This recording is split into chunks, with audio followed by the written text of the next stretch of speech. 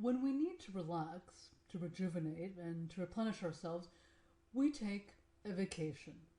We go away for the weekend. We get away from it all. Maybe we go to the beach or the mountains. Maybe we go into nature for a camping trip or to a luxury resort on an island. Maybe we decompress by watching a movie or cooking for friends and family. We do what our soul calls us to do, which makes us feel happy, connected, and blissful. During these times, we may find ourselves thinking about things we don't have time to think about during the daily grind, like what we really want out of life, where we're going, and where we want to end up. When I need time to myself, I tell my loved ones I need to cocoon. That's code for I'm going to take time alone. And they know exactly what that means. I go off by myself, turn off digital connections, and just be quiet with me. In fact, I'm so serious about my cocooning time that I've committed to taking off 1 month every year so I can be with me and travel somewhere in the world I haven't yet been. Each time I do this, I have a transformative experience of some kind, and it builds upon the identity of me. When caterpillars are ready to move into adulthood and turn into a butterfly, they go off and cocoon as well. They find a safe space that is sheltered where they can pupate or transform into an adult. This happens inside a protective shell called a chrysalis. What happens inside a chrysalis is rather phenomenal. The body of the caterpillar breaks down into what are called imaginal cells. Like stem cells, they, in essence, can become any kind of cell needed. The imaginal cells, like Lego blocks, put themselves back together in the shape of a butterfly.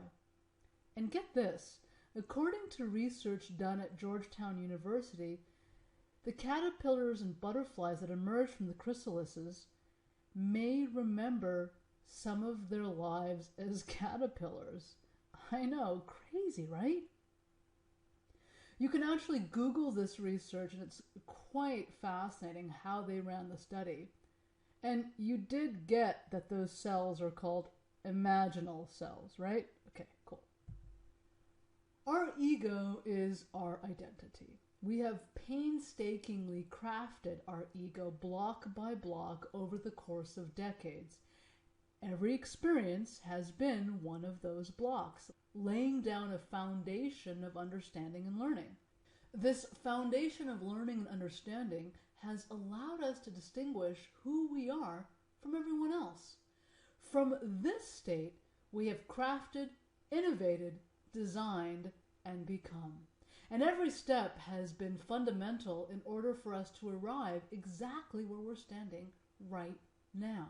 And yet, there are parts of us that are perhaps rendering ourselves stuck, frustrated, angry, or depressed.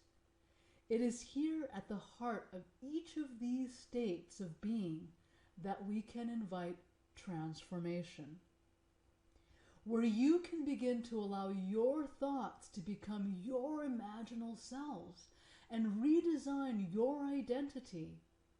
Redesign that which you have always wanted to become.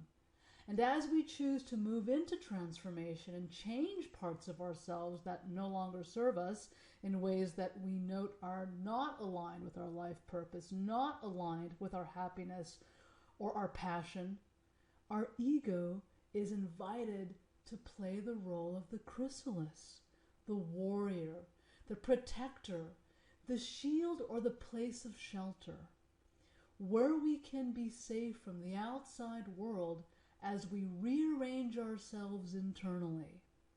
Carl Buchheit from NLP Marin has a quote I adore, which is, "With regard to the future, let's operate with ourselves and each other as if we have nothing but choice.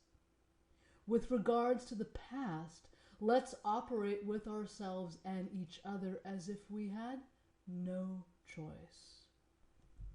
The process of reimagining ourselves involves a toolkit.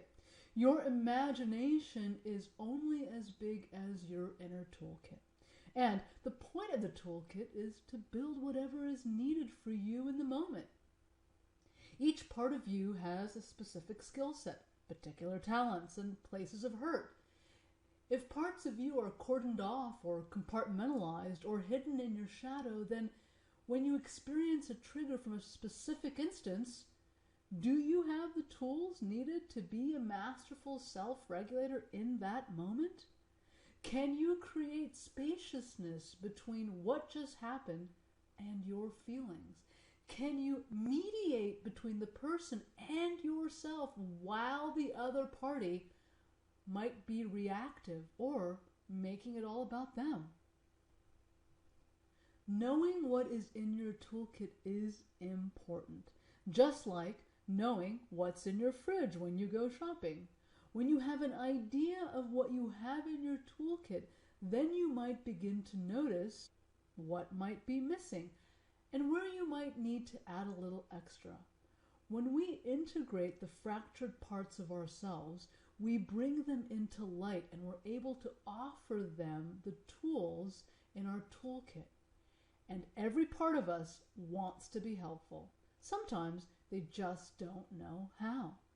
We need to become vigilant with the help staff so that when our inner 5-year-old wants to be helpful, we know which tasks are most appropriate for them, rather than having them put together a spreadsheet in Excel.